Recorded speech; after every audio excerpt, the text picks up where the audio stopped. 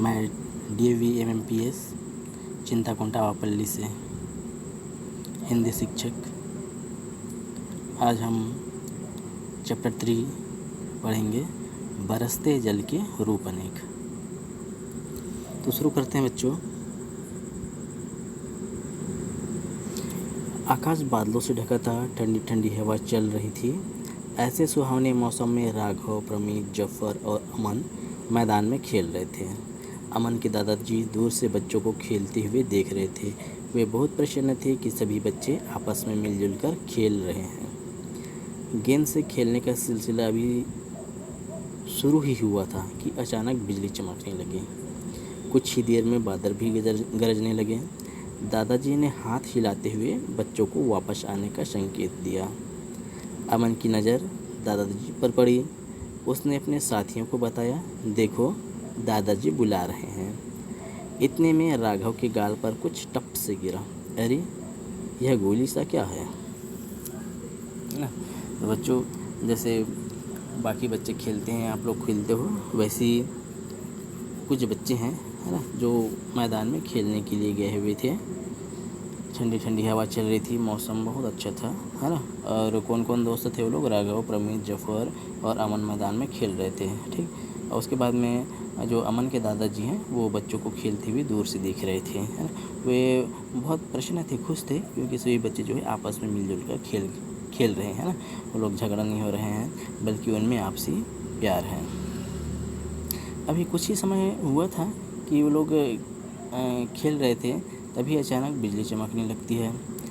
थोड़ी देर में बादल भी गरजने लगे। तो ये सारी चीज़ों को देखते हुए दादाजी बच्चों को आवाज़ लगाते हैं, है ना। तो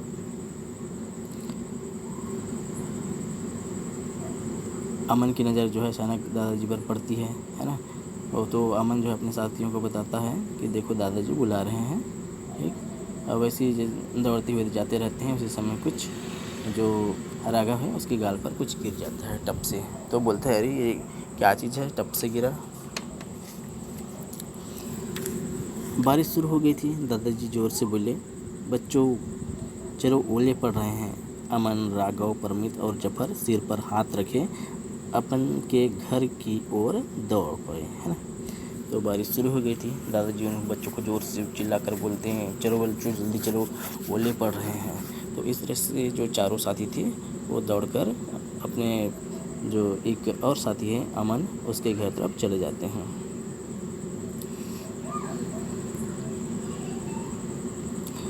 दादाजी ने चश्मा उतारा और वे बरामदे में ही अपनी आराम वाली कुर्सी पर बैठ गए। दादाजी बोलते हैं, बच्चों आज बहुत दिन बाद ओले पड़े हैं।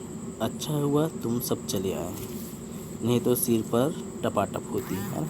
तो ओले जो होते हैं, ओले जो छोटे छोटे हैं, बर्फ़ के छोटे छोटे टुकड़े होते हैं। यदि वो सिर पर गिरेगा, है ना, तो बहुत ज़ोर से चोट लगती है। तो इसी कारण दादाजी बच्चों को बताते हैं कि अच्छा हुआ तुम लोग सब जल्दी चले आए, नहीं तो सिर पर टपाटप होती। बच्चे दादाजी की बात सुनकर खिलखिलाकर हंस पड़े, है ना। क्योंकि खिलखिलाकर हंस पड़े क्योंकि ये टपाटप क्या चीज़ है, ऐसे करके देखते ही देखते बरामदे के आगे का खुला स्थान ओलों से भर गया, ठीक। जो बरामदा हो जाए, बरामदे के सामने में क्या है, एक आंगन है, खुला आंगन होता है। तो आंगन जो है ओलों से भर गया। राघव ने दादाजी से पूछा, दादाजी ये ओले क्या होते हैं? तो बहुत दिनों बाद में ओले गिरे हुए थे और बच्चे जो है ओले से परिचित नहीं थे। इस कारण से जो राघव है अपने दादाजी से पूछता है कि दादाजी ओले क्या होते हैं। दादाजी मुस्कुराते हैं और बोलते हैं,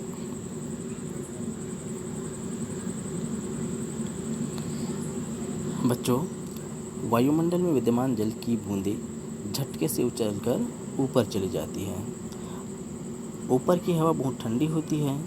ये बूंदें वहीं जमकर ओलों का रूप धारण कर लेती हैं। इस प्रकार हवा के झोंके इन्हें और ऊपर उछाल देते हैं। इन ओलों के ऊपर बर्फ़ की और परतें जम जाती हैं। कुछ भारी होने पर ये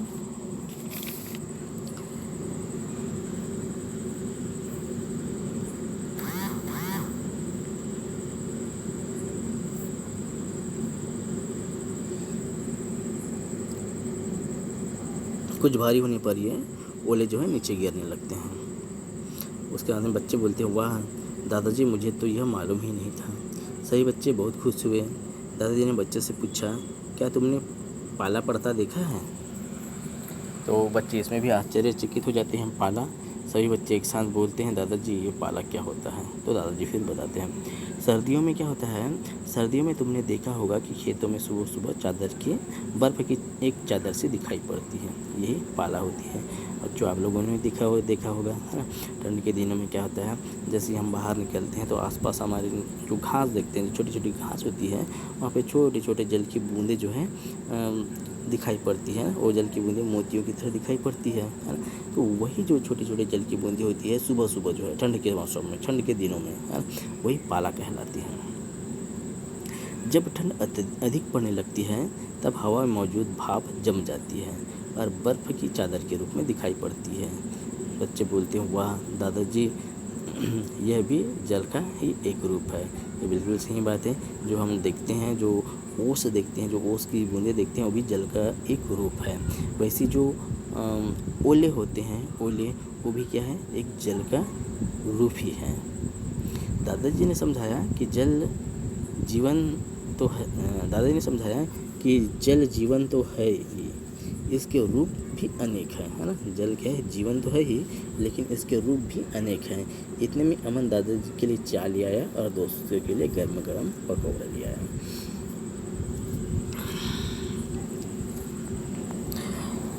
चारों बच्चे बहुत खुश थे क्योंकि दादाजी के पास उनके बहुत से सवालों के जवाब थे।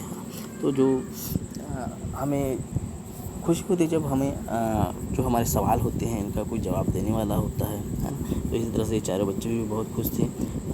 इनके मन में बहुत सारे प्रश्न थे और उन सभी प्रश्नों का उत्तर जो है इनके दादाजी दे रहे थे। परमित कहता है कि दादाजी पहाड़ों पर जो बर्फ़ गिरती है उसके बारे में कुछ बताइए ना, है ना। तो दादाजी यह सुनकर मुस्कुराते हैं। दादाजी बोलते हैं कि परमित, पहाड़ जो है ऊंचाई पर होते हैं ना, सो वहाँ ठंड भी अधिक होती है। शीत ऋतु में और अधिक ठंड के कारण वहाँ के वायुमंडल में भाप बर्फ़ के रूप में बदल जाती है। यही बर्फ़ जब पहाड़ों पर गिरती है तो इसे हिमपात कहते हैं। ठीक, तो जैसे जैसे हम ज़मीन से, है ना, ऊपर आगे की ओर बढ़ते जाएंगे, ऊंचाई की ओर बढ़ते जाएंगे तो ठंड भी बढ़ती जाएगी। ठीक है, तो पहाड़ ऊंचाई पर होते हैं तो वहाँ ठंड भी अधिक होती है। दूसरी बात, शीत ऋतु में और अधिक ठंड के कारण जो है वहाँ के वायुमंडल में भाप बर्फ़ के रूप में जम जाती है। जो भाप होती है बर्फ़ के रूप में बदल जाती है। यही बर्फ़ जब पहाड़ों पर बरसती है ना, ये बर्फ़ क्या होता है, पहाड़ों पर बरसते हैं तो हम इसे किस नाम से जानते हैं, हिमपात के नाम से जानते हैं। अब ओले पड़ना बंद हो गया था, हल्की सी फुहारी पड़ रही थी। बच्चे ऐसे सुहाने मौसम में मज़े से पकौड़े खा रहे थे और बूंदों की ताल के संग उनका मन मयूर नाच रहा था। तो बच्चों अब आगे बढ़ते हैं।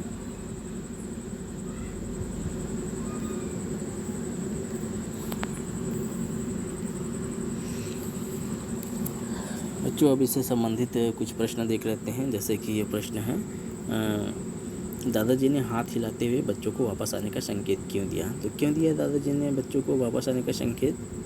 क्योंकि अचानक बिजली चमकने लगी, कुछ ही देर में बादल भी गरजने लगे, इसलिए दादाजी ने हाथ हिलाते हुए बच्चों को वापस आने का संकेत दिया। उसके बाद में दूसरा प्रश्न है, दादाजी ने बारिश का नाम कैसे लिया? तो कैसे लिया दादाजी ने बारिश का नाम? दादाजी ने चश्मा उतारा और वे बाहर बरामदे में ही अपनी आराम कुर्सी पर बैठ गए और बारिश का आनंद लेने लगे। तीसरा प्रश्न क्या होता है, पाला क्या होता है? तो हमने अभी पढ़ा था, सर्दी में तुमने देखा होगा कि खेतों में, है ना, यहाँ पर गलत हो गया है, ये खेतों है, ये ऐसा खेतों में सुबह सुबह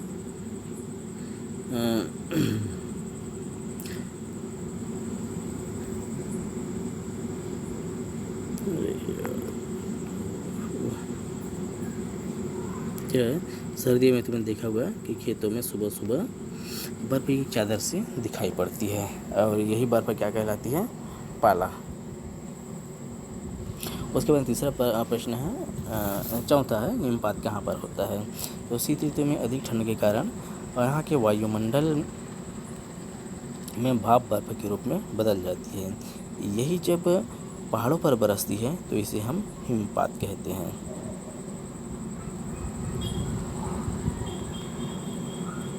आगे देखते हैं बच्चों, जैसे अभी यहाँ पर दिया हुआ है, जो नीचे कुछ कथन दिए गए हैं पाठ के आधार पर लिखिए ये कथन किसने कहे हैं। ठीक, तो कथन है, देखो दादाजी बुला रहे हैं। कौन कहता है? अमन कहता है। किन से कहता है? साथियों से कहता है। उसके बाद में आज बहुत दिन बाद ओले पड़े हैं। किसने कहा? ये कौन कहता है? दादाजी कहते हैं। किससे कहते हैं? बच्चों से कहते हैं। उसके बाद अगला कथन है, ये ओले क्या होते हैं? कौन कहता है? ये राघव कहता है। किससे कहता है? दादाजी से कहता है। उसके बाद अगला प्रश्न देखते हैं, पाठ के आधार पर नीचे दिए गए रिक्त स्थानों की पूर्ति करना है।